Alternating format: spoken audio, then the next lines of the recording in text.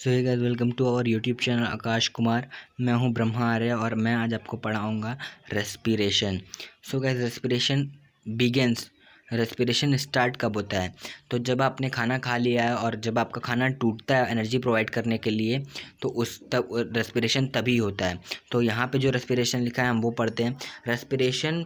Respiration the assimilated food is used for to purposes.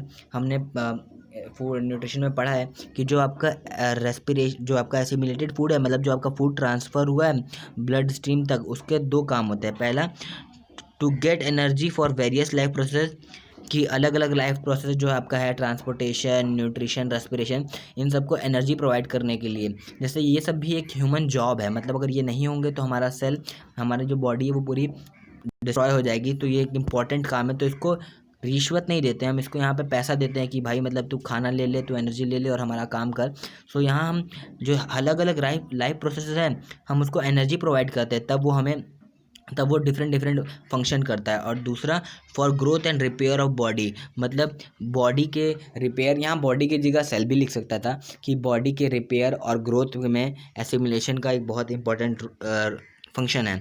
अब यहाँ food plus oxygen मिल के, जो आपका फूड और ऑक्सीजन मिल के बनाते हैं रिलीज एनर्जी एटीपी के फॉर्म में। ठीक है, एटीपी होता है आपका एडोसिन ट्राईफॉस्फेट।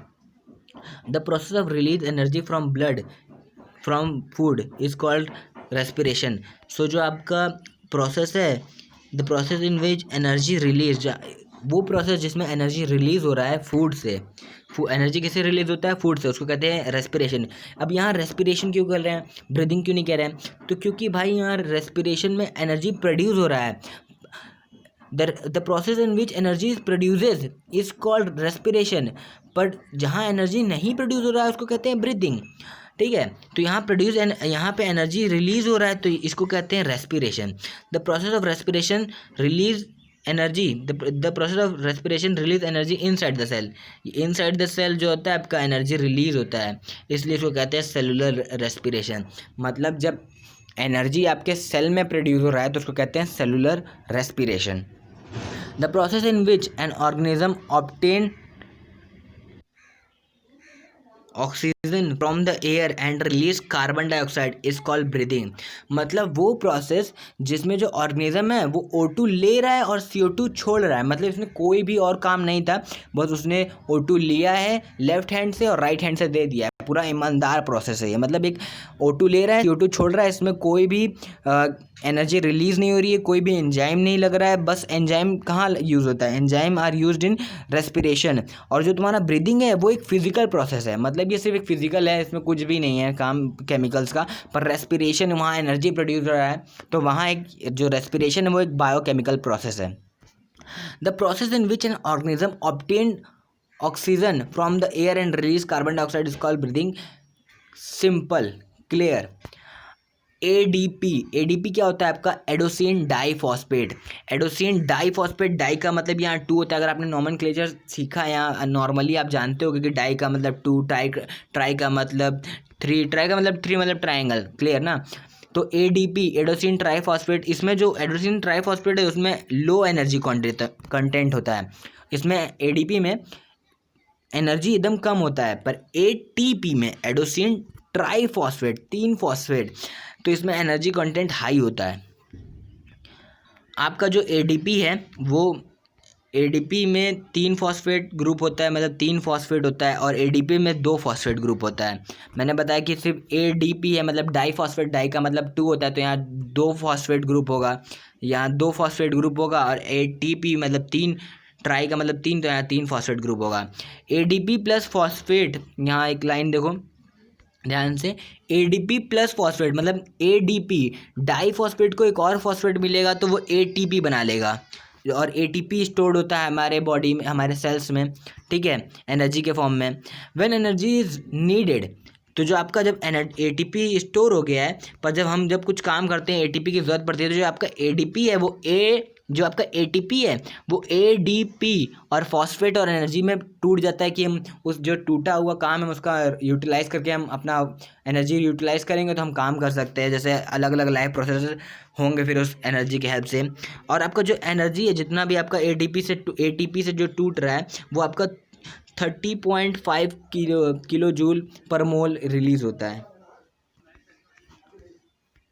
और यहाँ पे आप ये एक चार्ट देख सकते हैं, ये इंपॉर्टेंट चार्ट है, मैं इसको आपको थोड़ा ब्रीफली बता देता हूँ कि ये जो ग्लूकोज है वो 6 कार्बन कंपाउंड है, 6 कार्बन मॉलिक्यूल है, और जो आपका पायरुवेट है वो 3 कार्बन मॉलिक्यूल है। तो यहाँ आपका यहाँ पे जो आपका ग्लूकोज है, ये ग्लूकोज 6 कार्बन मॉलिक्यूल है, और पायरुवेट जो है 3 कार्बन मॉलिक्यूल है। पर जो आपका ग्लूकोज है वो 1 मॉलिक्यूल है। ये सिर्फ टर्म्स है जो बच्चों को ज़्यादा दिक्कत दे देती है।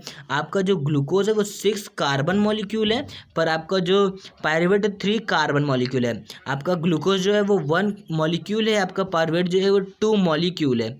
ठीक है। अब जो आपका ये ग्लूकोज है, ये साइटोप्लाज्म में एक प्रोसेस होता है ग्लाइकोलिसिस। क्या होता है? ग्लाइकोलिसिस, जहाँ पे आपका ग्लूकोज जो है वो ऑक्सीडेशन होता है ग्लूकोज का, और वो टूट जाता है पायरुवेट्स में। मतलब यहाँ 6 कार्बन कंपाउंड 3 कार्बन कंपाउंड में टूट जाएगा, और यहीं पे ग्लाइकोलिसिस में ही 1 मॉलिक्यूल 2 मॉलिक्यूल ऑफ पायरुवेट्स में टूट जाएगा। 1 ग्लूकोज मॉलिक्यूल 2 पायरुवेट्स मॉलिक्यूल में टूट जाएगा। ओके। अब यहाँ जो आपका पायरुवेट है वो अलग अलग प्रेजेंस में, कभी लैक ऑफ ऑक्सीजन में, कभी ऑक्सीजन के प्रेजेंस में क्या क्या प्रोड्यूस करता है वो हम पढ़ते हैं। तो आपका जो ये एब्सेंस ऑफ ऑक्सीजन के टाइम क्या होगा? एब्सेंस ऑफ ऑक्सीजन का एग्जांपल ईस्ट है, और ईस्ट का एग्जांपल है फर्मेंटेशन। फर्मेंटेशन करता है, मतलब फर्मेंटेशन एक एनारोबिक रेस्पिरेशन का एग्जांपल है, एब्सेंस ऑफ ऑक्सीजन। सो यहाँ एब्सेंस ऑफ ऑक्सीजन के टाइम क्या होगा? इथेनॉल और CO2 और एनर्जी रिलीज होगा। बट लैक ऑफ ऑक्सीजन, मतलब जब लैक हो, लैक का मतलब होता है कमी, एब्सेंस नहीं होता है। लैक का मतलब होता है कमी, मतलब O2 मिल रहा है हमें पर कभी कभी कम हो जाए, जैसे मतलब कभी कभी सैलरी आ रही है कभी कम हो जाए, तो वो कहते हैं lack of money I have gain. तो यहाँ पे क्या हो रहा है? इन ह्यूमन मसल सेल्स, जब हम लोग ज़्यादा एक्सरसाइज कर लेते हैं, जिन बंदों को बॉडी बनाने का शौक है, तो वो लोग जब ज़्यादा एक्सरसाइज कर लेते हैं तो कभी कभी क्रैम्प पड़ जाते हैं। मतलब आप कुछ ज़्यादा एक्सरसाइज कर चुके हैं, तो वो जो क्रैम्प है वहाँ क्यों आया? क्योंकि वहाँ लैक्टिक एसिड प्रोड्यूस हुआ था, क्योंकि वहाँ एनारोबिक रेस्पिरेशन हुआ था।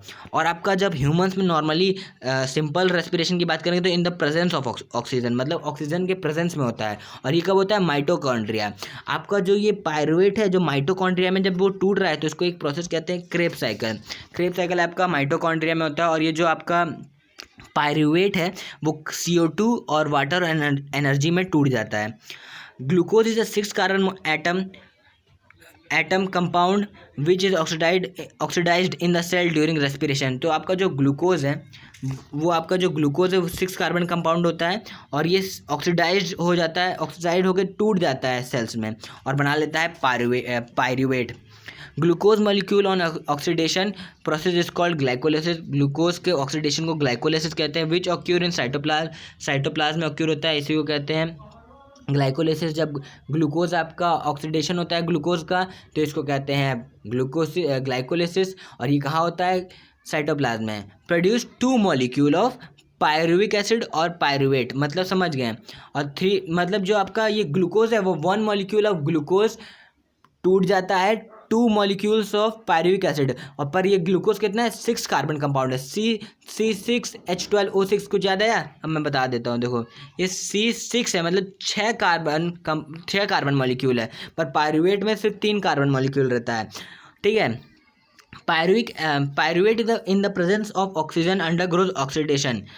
पायरुवेट मतलब ह्यूमन की बात कर रही है, ऑक्सीजन के प्रेजेंस है, प्रेजेंस ऑफ ऑक्सीजन ऑक्सीडेशन होता है उसका, और वो टूट जाता है कार्बन डाइऑक्साइड, वाटर और एनर्जी में, और स्टोर हो जाता है ATP के फॉर्म में, एडोसिन ट्राइफॉस्फेट। और आपका पायरुवेट जो होता है in the absence of oxygen, oxygen के एब्सेंस में मतलब ईस्ट, इथेनॉल और कार्बन डाइऑक्साइड में टूटता है। पर जब pyruvate in the lack of oxygen, ये टूटता है लैक्टिक एसिड, और हमारे मसल्स में क्रैम्प प्रोड्यूस कर देता है। टाइप ऑफ रेस्पिरेशन कितने टाइप के होते हैं? तो रेस्पिरेशन 2 टाइप के होते हैं, aerobic respiration, inorganic anaerobic respiration. Aerobic respiration जो होता है वो आपका the respiration which use oxygen, मतलब वो रेस्पिरेशन जिसमें आप ऑक्सीजन यूज़ कर रहे हो, it's called aerobic respiration. Aerobic respiration में आप क्या करते हो? यहाँ पे एक ग्लूकोज 2 पैरियोड में टूट रहा हो, इसको ये कहाँ होता है? आपका साइटोप्लाज्म में। और यहाँ पे 2 पैरियोड जो है वो 6 कार्बन डाइऑक्साइड 6 वाटर और 38 एटीपी में टूट जाता है। और क्रेब्स साइकिल आपका कहाँ होता है? क्रेब्स साइकिल आपका होता है माइटोकॉन्ड्रिया में। एनारोबिक रेस्पिरेशन क्या होता है?